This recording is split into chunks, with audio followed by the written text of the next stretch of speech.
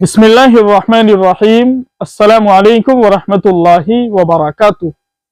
मोहतरम नाज़रीन किराम, इस वक्त बड़ी खबर सामने आ रही है संभल से। संभल की शाही जामा मस्जिद के पास बनाई जाएगी पुलिस चौकी। जी हाँ नाज़रीन किराम, खबरों के मुताबिक संभल की शाही जामा मस्जिद के पास पुलिस चौकी बनाने का फैसला किया जा चुका है और उसकी तैयारी भी शुरू हो चुकी है। इस मौके पर मजलिस इत्तेहादुल मुस्लिमीन के सदर असदुद्दीन ओवैसी साहिब का बड़ा बयान सामने आया है। आइए नाज़रीन किराम देखते हैं कि असदुद्दीन ओवैसी साहिब ने इस ताल्लुक से क्या कहा है। संभल की जामा मस्जिद के सामने पुलिस चौकी बनाई जा रही है।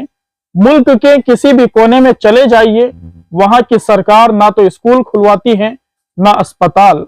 अगर कुछ बनाया जाता है तो वो है पुलिस चौकी और शराब खाने। सरकार के पास किसी और चीज के लिए पैसे नहीं होते, बस पुलिस चौकी और शराब खाने के लिए पैसे होते हैं। डेटा खुद ये कहता है कि मुसलमानों के इलाकों में सबसे कम सरकारी सुविधाएं फराहम की जाती है।